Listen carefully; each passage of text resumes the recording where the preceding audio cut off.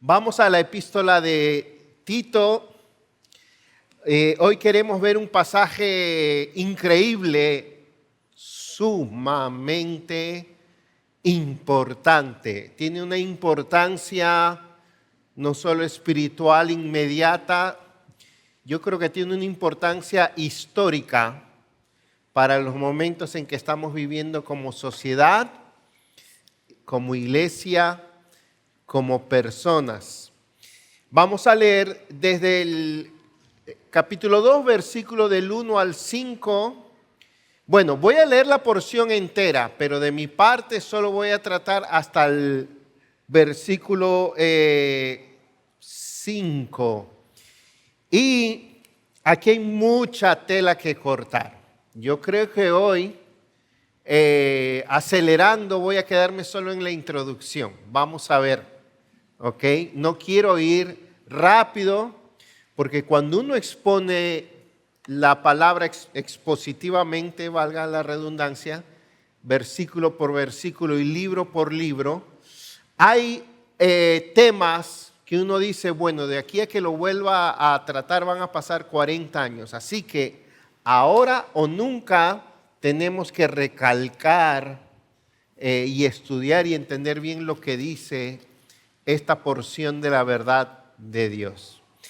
Leamos, vamos a leer completo para tener todo el contexto hasta el verso 15. Dice: pero en cuanto a ti, enseña lo que está de acuerdo con la sana doctrina.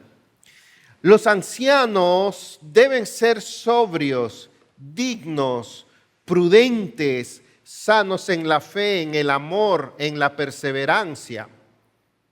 Asimismo, las ancianas deben ser reverentes en su conducta, no calumniadoras ni esclavas de mucho vino, que enseñen lo bueno, para que puedan instruir a las jóvenes a que amen a sus maridos, a que amen a sus hijos, a que sean prudentes, puras, hacendosas en el hogar, amables, sujetas a sus maridos, para que la palabra de Dios no sea blasfemada. Asimismo, exhorta a los jóvenes a que sean prudentes. Muéstrate en todo como ejemplo de buenas obras, con pureza de doctrina, con dignidad, con palabra sana e irreprochable, a fin de que el adversario no se avergüence al no tener nada malo que decir de nosotros. Exhorta a los siervos a que se sujeten a sus amos en todo, que sean complacientes, no contradiciendo, no defraudando, sino mostrando toda buena fe, para que adornen la doctrina de Dios nuestro Salvador en todo respecto. Porque la gracia de Dios se ha manifestado, trayendo salvación a todos los hombres, enseñándonos que negando la impiedad y los deseos mundanos, vivamos en este mundo sobria, justa y piadosamente, aguardando la esperanza bienaventurada y la manifestación de la gloria de nuestro gran Dios y Salvador, Cristo Jesús. Él se dio por nosotros para redimirnos de toda iniquidad y purificar para sí un pueblo para posesión suya, celoso de buenas obras. Esto habla, exhorta y reprende con toda autoridad, que nadie te menosprecie. Oremos. Padre Celestial, nos presentamos ante ti una vez más para poder traer nuestros corazones a ti, nuestras vidas, porque necesitamos ser transformados. Y para eso necesitamos ser impactados, iluminados, redarguidos, corregidos, persuadidos, convencidos por tu palabra. Tu palabra es viva y eficaz, y así queremos que sea en nuestras vidas en este día. Ayúdanos con tu gracia en la exposición. Tu Espíritu Santo nos enseñe. En el nombre de Jesús, amén. Hoy solo, de mi parte, solo vamos a tratar, repito, los primeros 5 versículos. Hace una semana, un poco más, fui con mi esposa a ver una película terrorífica de adultos de acción y violencia llamada Toy Story. No sé cuántos la han visto, la número 5. A los padres les recomiendo que vaya con sus hijos y después se siente a conversar con ellos, porque la saga número 5 trata del efecto que tienen los niños cuando cambian los juguetes por pantallas. Ya les di un... Pero bien, eso no es lo que quiero mencionar, sino la filosofía que hay en esa serie de Toy Story desde la primera, especialmente en la número 1. Woody es un juguete, un vaquero, que es el juguete favorito de Andy, el niño. Y Woody es el líder indiscutible de todos los juguetes de Andy que cobran vida, que en verdad están vivos, solo que solo pueden actuar por sí mismos cuando los niños no están presentes. Woody es quien organiza los demás juguetes y les dice lo que tienen que hacer. La identidad y la existencia de Woody dependen de una sola cosa. Gracias, mi hermano, me hacía falta. La identidad y la existencia de Woody dependen de una sola cosa, y es de vivir para hacer feliz a Andy, su dueño, su niño. Su forma de ver la vida y la realidad depende de si hace feliz a su otro yo, por decirlo así, que es Andy. Pero un día, de pronto, su razón de existir se ve amenazada por la aparición de un nuevo juguete más moderno, interesante y sofisticado. Buzz Lightyear. La posibilidad de Woody de ser reemplazado de su lugar de prominencia es demasiado para él, es insoportable. Y entonces comienza a actuar con celo y a competir con Buzz Lightyear. Pudiera decir muchas cosas más, pero se nos va el tiempo. Y a Woody le va a costar mucho tiempo y humillación tener que compartir su lugar con Buzz, y va a sufrir mucho hasta aceptar que debe darle el lugar a otro en el mundo de Andy y que le tiene que dar paso a otros. Todo esto que le estoy hablando tiene que ver con identidad, con relaciones, con roles, que después se lo voy a explicar más. Ahora, eso no es todo. Buzz Lightyear, el nuevo juguete, tiene otro gran problema de identidad. Él se cree sinceramente que no es juguete y está convencido de que él es un auténtico guardián espacial. No sé cuántos se acuerdan o lo han visto. Toda su identidad descansa sobre algo que él no es realmente. Tiene una interpretación completamente equivocada de la realidad, porque se ha hecho creer a sí mismo que es quien realmente no es. Y entonces él actúa con osadía, con confianza, toma decisiones arriesgadísimas porque él cree que es un verdadero guardián espacial que puede volar y todo lo demás. Es increíble cómo uno puede vivir o cómo uno vive cuando uno no sabe quién realmente uno es.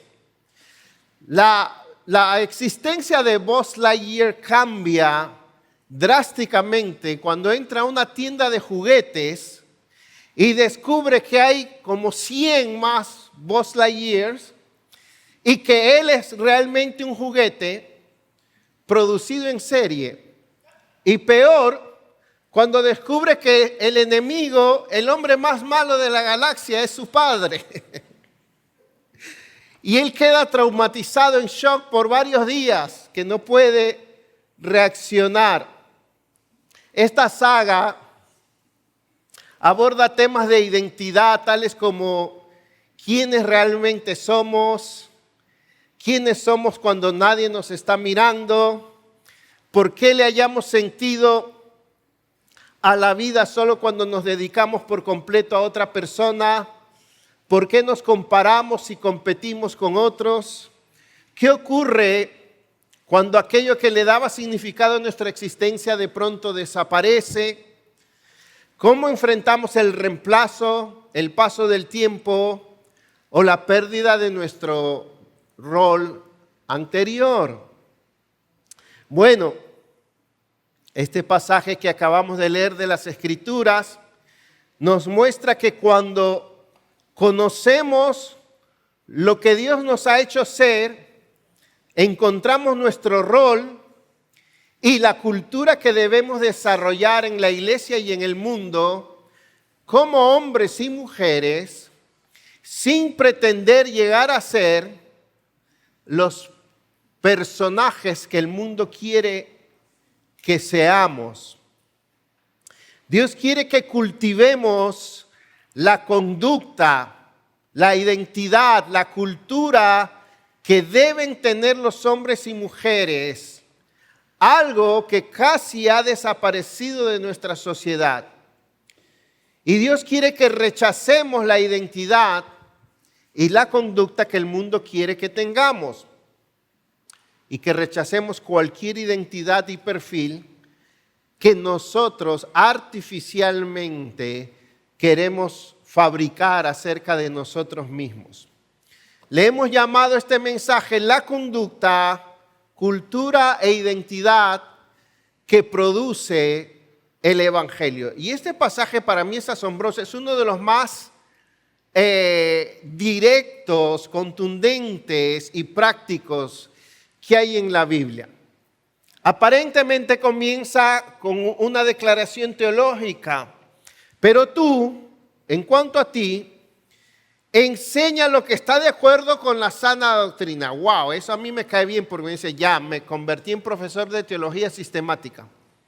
No, pero la frase no es esa, el significado no es ese. Dice, pero tú enseñas lo que está de acuerdo con la sana doctrina. Los ancianos que sean y que se porten así, así y así. ¿Se da cuenta de qué se trata? Eminentemente práctico. Los creyentes tienen el deber de volver a ser los hombres y las mujeres que Dios diseñó que fuéramos. El Evangelio, y aquí es donde está mi lección, el Evangelio nos vuelve a la identidad original de lo que debemos ser. Nos enseña a vivir de una manera nueva de acuerdo a esa identidad original, y eso nos da relaciones según el diseño de Dios. Y eso produce una nueva cultura en la iglesia, y eso da testimonio de Dios en el mundo. Voy a repetir vamos a llamarle tesis, mi proposición. El Evangelio nos regresa a la identidad original de lo que debemos ser. Nos enseña a vivir de una manera nueva, de acuerdo a los roles que debemos tener, y eso nos da relaciones según el diseño de Dios. Y eso produce una nueva cultura en la iglesia, contracultura de lo que hay en el mundo. Y eso, o sea, esa contracultura, da testimonio de Dios en el mundo. Para que en todo adornen, dice la doctrina de Dios. Y es muy triste el impacto negativo que se está haciendo en el mundo cuando los creyentes no viven conforme a esto. Es muy triste que el mundo diga que el índice de divorcios de niños descuidados en la iglesia es casi el mismo que en el mundo. Eso produce un efecto muy negativo para el nombre de Dios y el Evangelio. Pero bien, adentrémonos un poquito. Este texto pone en orden la vida que deben tener los hombres y los divide en 4 categorías. Aquí no entran los solteros ni los niños.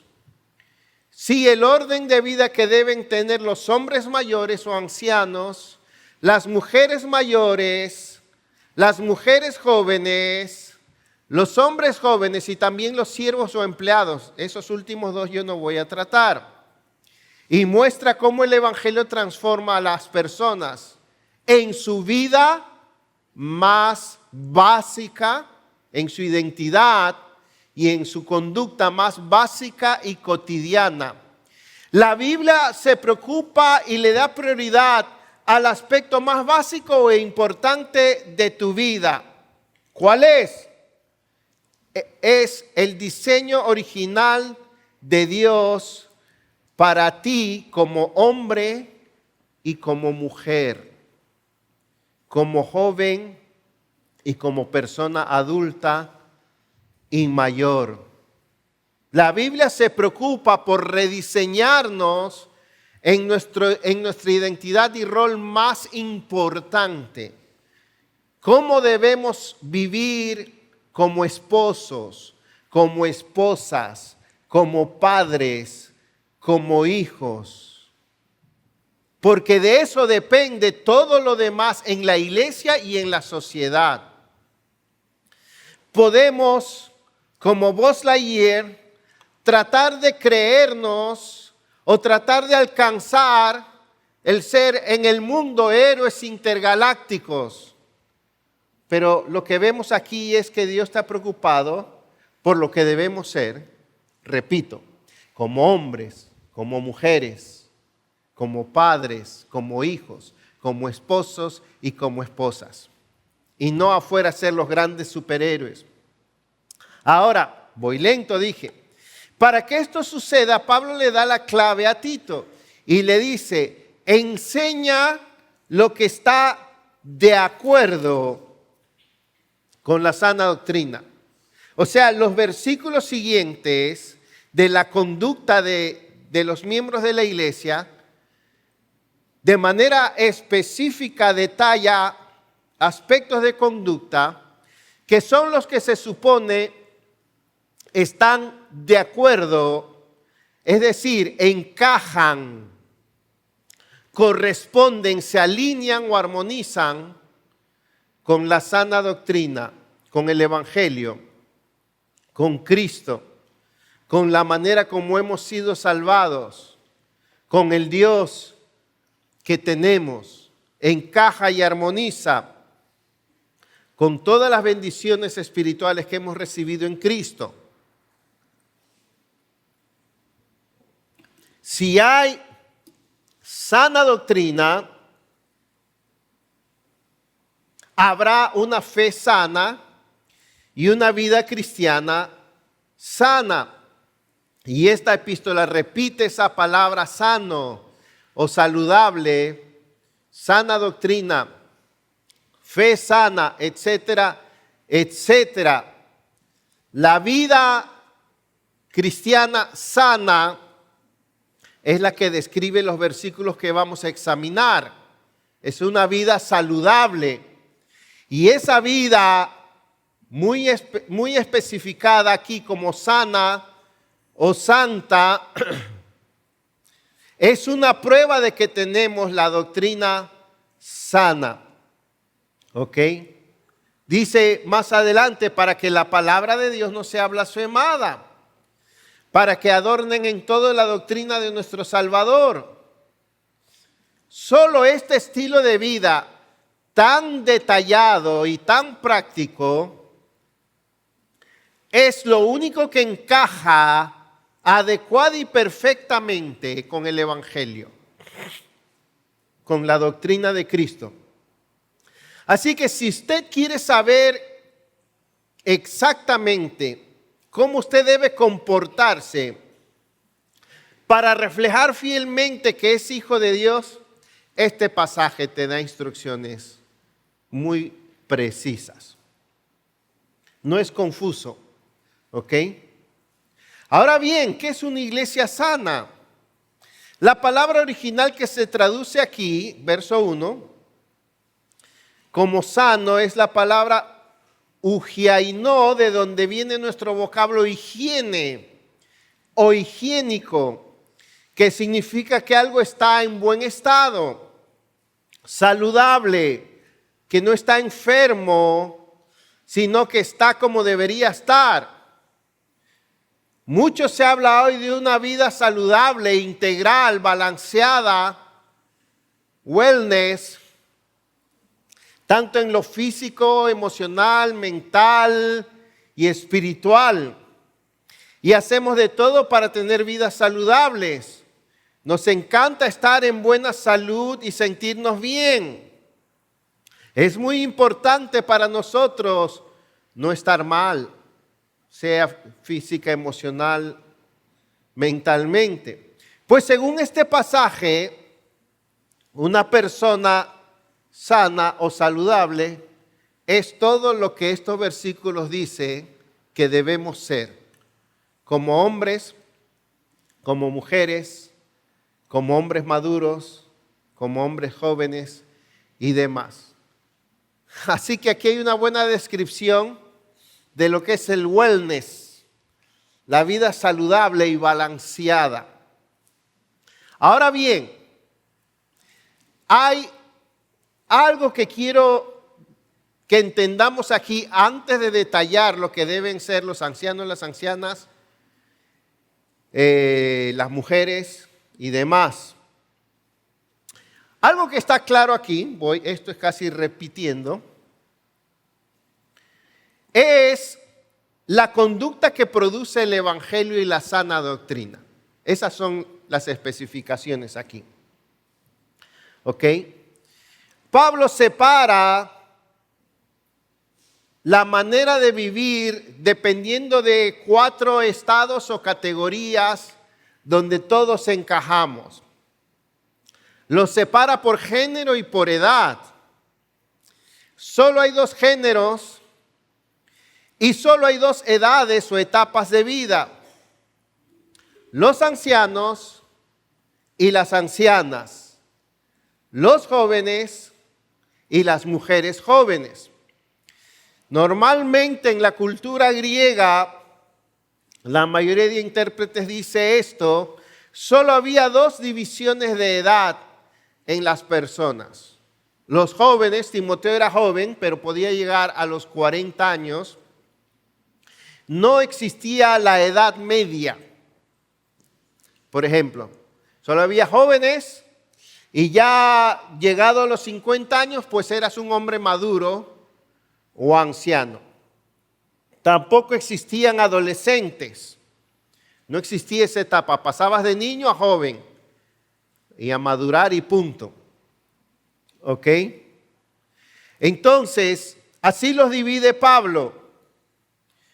Y también hombres y mujeres. Entonces habían hombres jóvenes y mujeres jóvenes. Hombres maduros, vamos a llamarle, que en verdad es ancianos, y mujeres maduras. Un dato más que da este texto para definir a las mujeres ancianas es que Pablo está hablando de aquellas que ya dejaron de criar. Es relativo ponerle edad. Podía ser 50, 60, pero podía ser 40. Yo me acuerdo de una hermana que teníamos aquí hace muchos años, que a los 40 años ya era abuela. Eso fue un récord. O sea que es relativo, pero Pablo señala que son aquellas que ya dejaron de criar. Y las jóvenes casadas, las que todavía están criando. Ok, pero todavía no voy a entrar en detalles. Pero hay algo más que quiero que observemos, hermanos. Y es que este pasaje no solo tira ahí los mandatos, la enseñanza de la conducta, sino también la comunidad que produce el Evangelio. Algo clarísimo aquí es que aquí se está diciendo que estos mandamientos solo se pueden enseñar y cumplir a través de las relaciones y la interacción personal de los miembros. Aquí no está hablando de la predicación desde el púlpito. Aquí dice que las ancianas enseñen a las más jóvenes. No dice que el pastor enseñe. Aquí se le está diciendo a Tito que sea el ejemplo de los jóvenes. Entonces, que instruyan, que exhorten, que sean ejemplo. La palabra aquí enseñar, soforinicio, no es tanto impartir conocimiento, sino lograr que alguien adquiera buen juicio o hacerle entrar en razón a alguien. Está hablando de compenetrarnos, inmiscuirnos en la vida de los demás para exhortar, enseñar, entrenar a los demás. Y le está diciendo a los mayores, esa es la tarea de ustedes en su iglesia con los jóvenes. Eso no es una relación así superficial, nos saludamos, hablamos un poquito, ¿cómo te va y adiós? No. Debemos inmiscuirnos, debemos invadir de alguna manera la vida personal de los otros y debemos dejarnos enseñar por los otros. De manera especial son los jóvenes y las jóvenes que deben tener una actitud enseñable con los mayores y las mayores. Y los mayores y las mayores tienen que ser intencionales en sacar tiempo y en enseñar y ayudar a los más jóvenes. Para mí esto es tan importante, hermanos, porque a veces cuando hablamos de que una iglesia tiene la sana doctrina o cuando hablamos del evangelio nos quedamos en la teoría, en la doctrina. Y no entendemos la comunidad que debe producir el evangelio. Aquí nos está mandando que las mujeres atiendan a más conferencias de mujeres y a que escuchen buenas mujeres predicadoras o maestras, aunque eso es bueno. Aquí se está mandando que todas las que tienen de 50 años para arriba o ya dejaron de criar, todas se enrolen en la labor de ser maestras de las más jóvenes. Y no necesariamente en temas doctrinales, no es que les enseñes Apocalipsis, cómo interpretarlo, sino que les enseñen cómo vivir como esposas. ¿Quién va a enseñar a las jóvenes, hermanos? ¿Quién va a enseñar a los jóvenes cómo conseguir novia? ¿Cómo prepararse para el matrimonio? ¿Cómo tratar a su esposa en su primer año de matrimonio? ¿Quién le va a enseñar eso? No hay universidad que tenga esos programas. El mundo no sabe, está de cabeza. La única fuente que la sociedad y la única esperanza que la sociedad y la iglesia tiene de enseñar estos temas de cómo ser hombres, hombres y mujeres, mujeres, está en los creyentes mayores.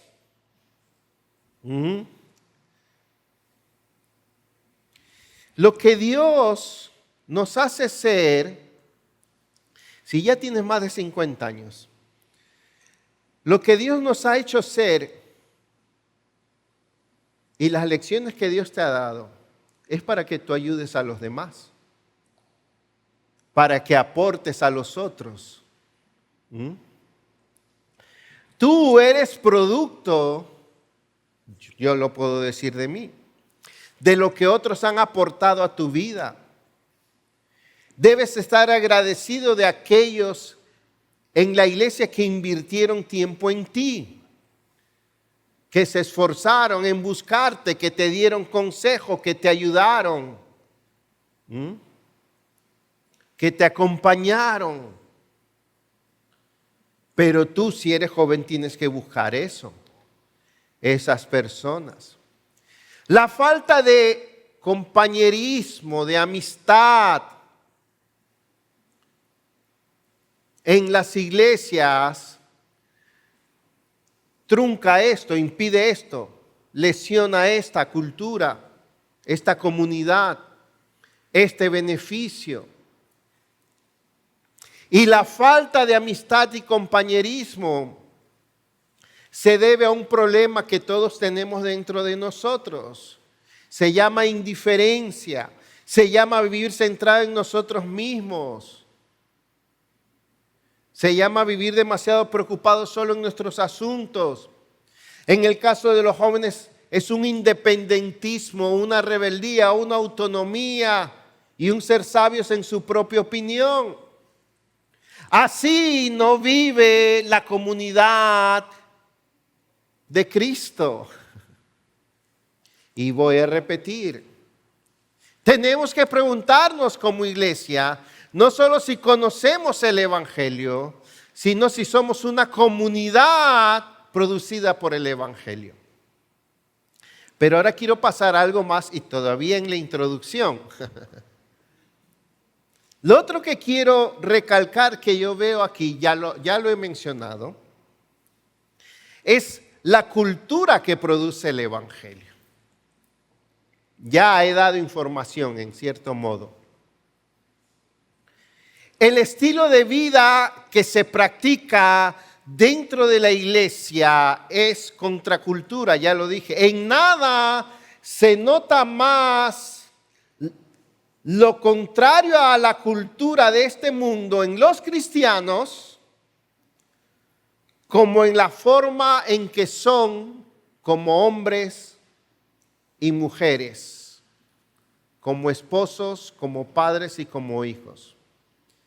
En nada se nos distingue, se nos debería distinguir más del mundo. Escuche bien, que en nuestra forma de ser como hombres y mujeres. Si en algo la iglesia es contracultura, es en esto. Los creyentes deben exaltar y promover una cultura de familia, de crianza, de matrimonios estables. Una cultura contraria a este mundo que es individualista, egoísta, independiente, donde todo el mundo se quiere emancipar, donde nadie quiere que le digan lo que tiene que hacer. Me contaba una hermana de su hija, no es de aquí, cristiana, que le dijo a ella, óyeme, tú sí eres linda así con el pelo largo. Y su novio de esta muchacha le dijo lo mismo. Me encanta tu pelo largo. ¿Adivina qué hizo? Se cortó el pelo. Porque nadie tiene que decirme a mí lo que yo debo de hacer. Es decir, decidir yo siempre lo que me da la gana es más importante que lo bueno y que lo malo. Así estamos,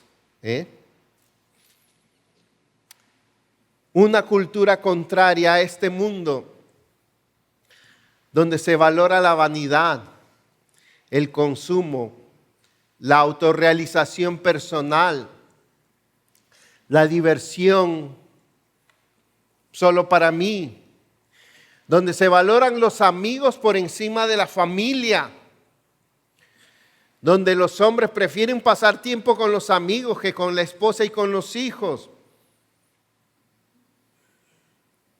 donde no se valora el dedicarle tiempo a la familia, al hogar, a la crianza, donde ya no hay tiempo para cultivar hábitos con los hijos, habilidades, valores. ¿Cómo va a ser posible todo eso que Dios quiere que seamos, según este texto, con padres, no con padres, sino padres, que trabajan los dos? A veces los dos tienen dos trabajos, llegan de noche y no tienen tiempo ni para conversar con sus hijos, ni para divertirse con sus hijos, ni para hacer la tarea juntos, ni para hablar de cosas importantes. Estamos igual que el mundo. Una cultura contraria a este mundo,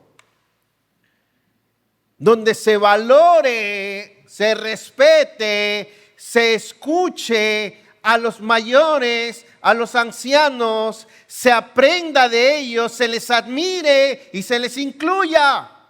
Porque en el mundo la tercera edad ya están desahuciados, ya es un desperdicio, ya no cuentan para nada, ya no valen. Eso no es lo que dice aquí. Hace mucho ya que la cultura que nos rodea está de cabeza. Hay países donde se le está pagando a los jóvenes y se les rebaja los precios si están dispuestos a mudarse con un anciano. Es decir, que la gente mayor tiene que rogar, gritar, llorar para que alguien vaya a verlos, para que alguien los acompañe, para que alguien los escuche. Eso es triste, triste, triste.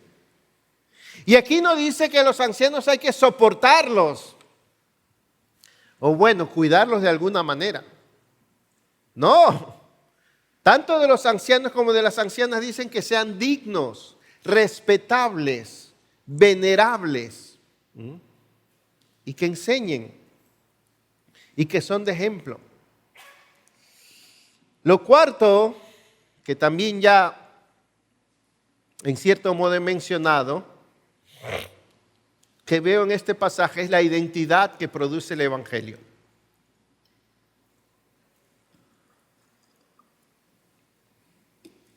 Los ancianos deben ser, las ancianas deben ser, y así sucesivamente.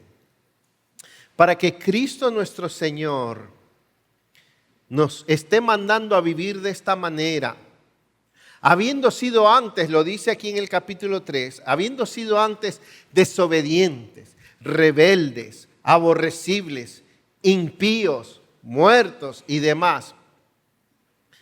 Y para que ahora nos mande a vivir así, tiene que habernos hecho nuevas personas. Y eso es bello cuando hablamos de la identidad. Porque el cristiano es aquel que ha sido transformado en una nueva persona. Si alguno está en Cristo, nueva criatura es. Las cosas viejas pasaron, he aquí todas son hechas nuevas.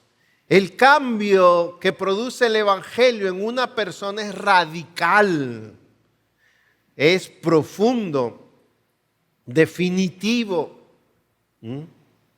Con estos mandatos, Cristo quiere mostrarle al mundo que nosotros somos diferentes. Mirad cuál amor nos ha dado el Padre para que seamos llamados hijos de Dios. Somos linaje escogido, real sacerdocio y nación santa. Somos personas transformadas. Somos personas que ahora el Evangelio nos da el poder, la facultad de ser completamente diferentes y de poder ser los hombres que debemos ser. Por eso ahora podemos volver a tomar nuestro lugar y nuestro rol y no andar pretendiendo encontrar nuestra identidad en lo que el mundo nos ofrece.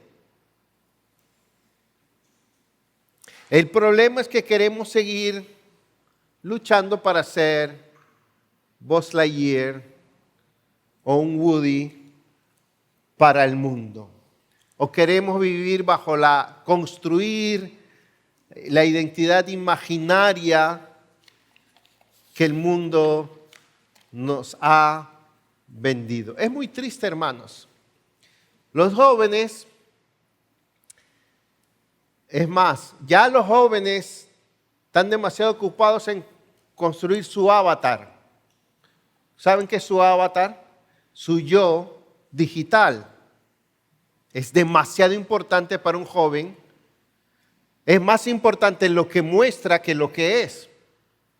Lo que publica que lo que es. O sea, en su satisfacción, en su autorrealización, se realiza más con lo que muestra que con lo que verdaderamente es. El like, la aprobación, da mayor sentido de valor al joven. Entonces todos queremos ser como los demás. Y el adulto quiere ser como el joven. En fin, mi querido hermano, tu identidad no la construye el mundo tratando de decirte quién tú eres. Tampoco la construyes tú mismo. Tu identidad es lo que Dios ha dicho que eres y lo que Dios está haciendo de ti. Y para mí esto es lo más importante del texto. El Evangelio no solamente cambia lo que creemos, cambia quiénes somos, cambia cómo vivimos y cambia cómo nos relacionamos. Ahora lo voy a poner eso mismo a modo de pregunta. ¿Ha cambiado el Evangelio lo que tú crees de ti mismo?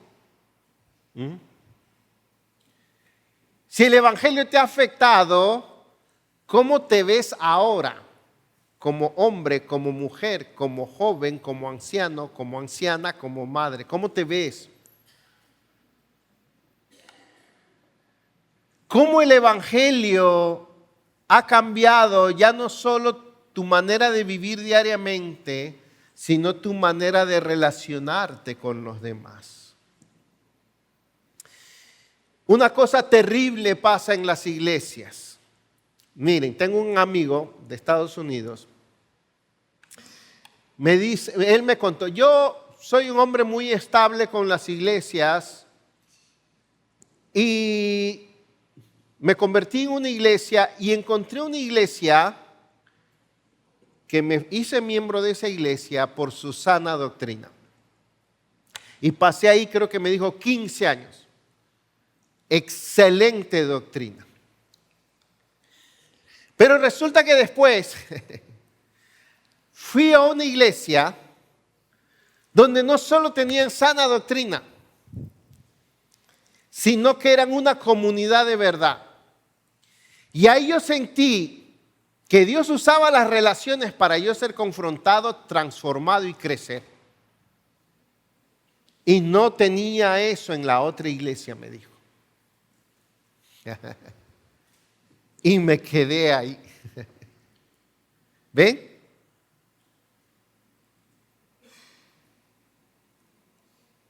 El Evangelio transforma cómo nos relacionamos.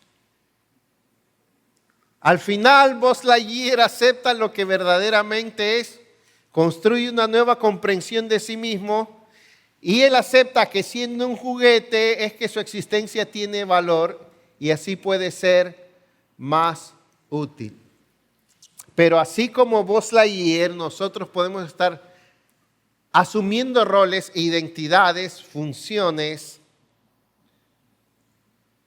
que el mundo nos ha vendido.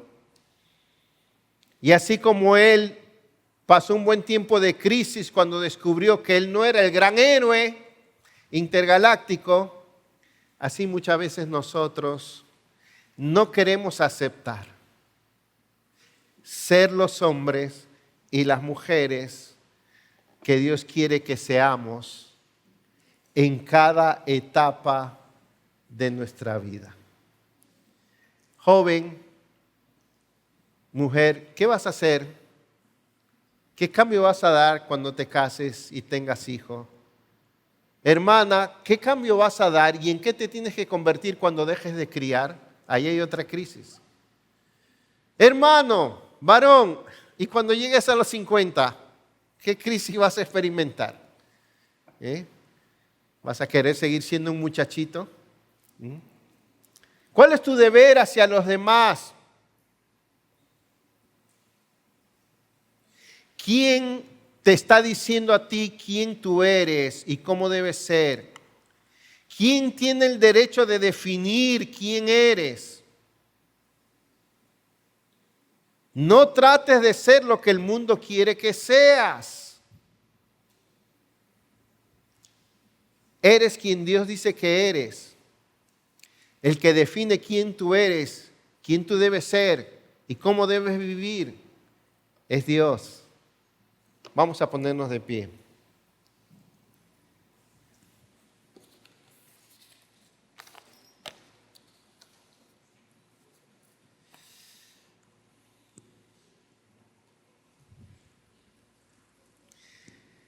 Padre Celestial, al ver estos versículos parece demasiado sencillo, pero hemos querido entender cuán profundo y trascendental es volvernos a procurar ser los hombres y las mujeres que tú quieres que seamos. Estos mandatos parecen poca cosa al lado de grandes verdades y revelaciones que hay en tu palabra. Sin embargo, no debemos olvidarnos que este es el libro por excelencia que nos está diciendo cómo el Evangelio nos transforma en el fondo. Padre, ¿quién nos diera que a partir de hoy empecemos a ser intencionales en procurar ser esto? ¿Quién nos diera que a partir de hoy empecemos a ser intencionales en ayudarnos? Porque hay una necesidad urgente de ayudar a los jóvenes a que se hagan hombres según el perfil de Dios. Hay una necesidad súper urgente ayudar a las jóvenes a que se conviertan en mujeres piadosas. Hay una necesidad impostergable que los mayores ayuden a los más jóvenes.